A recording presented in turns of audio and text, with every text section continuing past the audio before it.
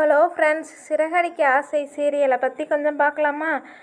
மனோஜை பார்க்கறதுக்காக அவளோட ஃப்ரெண்டு ஒருத்தர் கடைக்கு வந்திருக்காங்க. மனோஜ்கிட்ட பேசிகிட்டு இருக்காங்க. அப்புறம் ஏன் கடை இப்படி விரிச்சோடி இருக்குது, ஏன் சரியான வியாபாரம் இல்லை அப்படின்னு சொல்லி கேட்டுட்ருக்காங்க. அதுக்கு மனோஜ் சொல்கிறாங்க, கொஞ்ச நாளாகவே இப்படி தான் டல்லாக இருக்கிறங்கிற மாதிரி சொல்லிகிட்டு இருக்காங்க. ஏன் உங்கள் வீட்டுக்காரம்மா கடைக்கு வர்றதில்லையா அப்படின்னு கேட்டுட்ருக்குறாங்க. அதுக்கு மனோஜ் சொல்கிறாங்க, அவள் வர்றதில்ல அப்படிங்கிற மாதிரி சொல்கிறாங்க. அதுக்கு மனோஜோட ஃப்ரெண்டு சொல்கிறாங்க, ரோஹிணி இருக்கிற வரைக்கும் கடைக்கு வந்துட்டுருக்கிற வரைக்கும் கடையில் நல்லா கூட்டமாக தான் இருந்துச்சு அப்படிங்கிற மாதிரி சொல்கிறாங்க. அதுக்கு மனோஜ் கோவப்படுறாங்க, ஏன் ரோஹிணி இப்படியெல்லாம் சொல்லி உங்களை அனுப்பி விட்டாளா அப்படிங்கிற மாதிரி கோவப்பட்டு பேசுகிறாங்க. அப்படியெல்லாம் இல்லைப்பா அப்படின்னு சொல்கிறாங்க. கொஞ்ச நேரத்துலேயே கடைக்கு கொஞ்சம் ஆட்கள்லாம் வர்றாங்க. அப்போவே பார்த்தீங்கன்னா ரோஹிணியும் கடைக்கு வர்றாங்க. அப்போ மனோஜோட ஃப்ரெண்டு சொல்கிறாங்க, பார்த்தீங்களா இப்போ கடைக்கு ஆள் வர்றதுக்கு காரணம் உங்கள் மனைவி தாங்கிற மாதிரி சொல்லிகிட்ருக்காங்க. சரி நீங்கள் பேசிகிட்டு இருங்க, நான் கிளம்புறேன்ட்டு மனோஜோட ஃப்ரெண்டு கிளம்பிடுறாங்க. பிறகு ரோஹிணி மனோஜோட தனியாக பேசணுங்கிற மாதிரி சொல்லிகிட்ருக்காங்க. அப்புறம் பேசிகிட்டு இருக்கிறாங்க. மனோஜ், என்னையை புரிஞ்சுக்க மனோஜ், உன்னை விட்டு என்னால் பிரிஞ்சு இருக்க முடியல, நீ ஏன் என்னை அவாய்ட் பண்ணுற அப்படிங்கிற மாதிரி பேசிகிட்டு இருக்காங்க. இந்த பொய்யெல்லாம் நான் யாருக்காக சொன்னேன், உனக்காகத்தான் சொன்னேன்.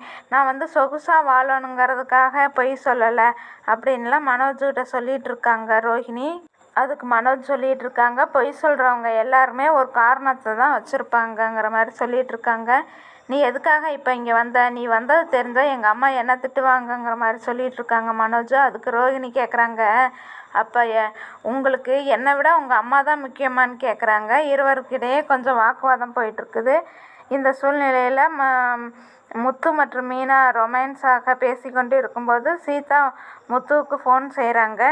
மாமா, சத்யாவை நைட்லேருந்து காணோம், வீட்டுக்கே ஆள் வரலைங்கிற மாதிரி சொல்லிகிட்டு இருக்காங்க. அதை கேட்டுட்டு முத்து அதிர்ச்சி ஆகுறாங்க.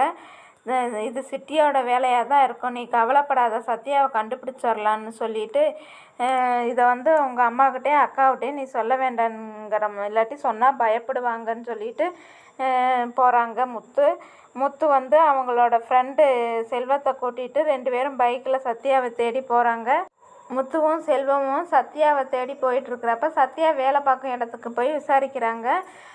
சத்யாவின் வண்டியை மட்டும் கண்டுபிடிச்சிருக்காங்க. அந்த கடையில் சிசிடிவி காட்சிகள் இருக்கும்ல, அதை ஓனர்கிட்ட கேட்குறப்ப தர முடியாதுன்னு சொல்கிறாங்க. அப்போது மீனா வராங்க. முத்து விவரமாக மீனாவிடம் சொல்கிறாங்க. மீனா அதை கேட்டுட்டு ஓனர் எனக்கு தெரிஞ்சவங்க தான் சொல்லி அவங்ககிட்ட பேசி சிசிடிவி கேமராவை கேட்டு வாங்கி அதை பார்த்துக்கிட்டு இருக்கிறாங்க. பின்னர் சிசிடிவி கேமராவில் பதிவாக இருக்கிற விஷயம் என்னன்னு பார்த்தோம்னா, சத்யா அந்த கடைக்கு எதிரில் வண்டியை நிப்பாட்டிட்டு வரும்போது வேனில் 2-3 பேர் சண்டை போட்டுக்கிட்டு இருக்கிற மாதிரி காட்சி பதிவாக இருக்குது. இதை பார்த்து முத்துவும் மீனாவும் அதிர்ச்சி ஆகுறாங்க.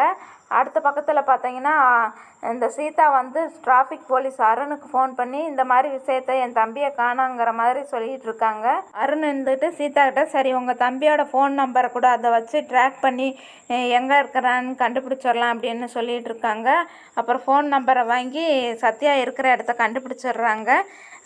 அதுக்கு சீதா கிட்ட ஃபோன் பண்ணி சொல்கிறாங்க இந்த மாதிரின்னு.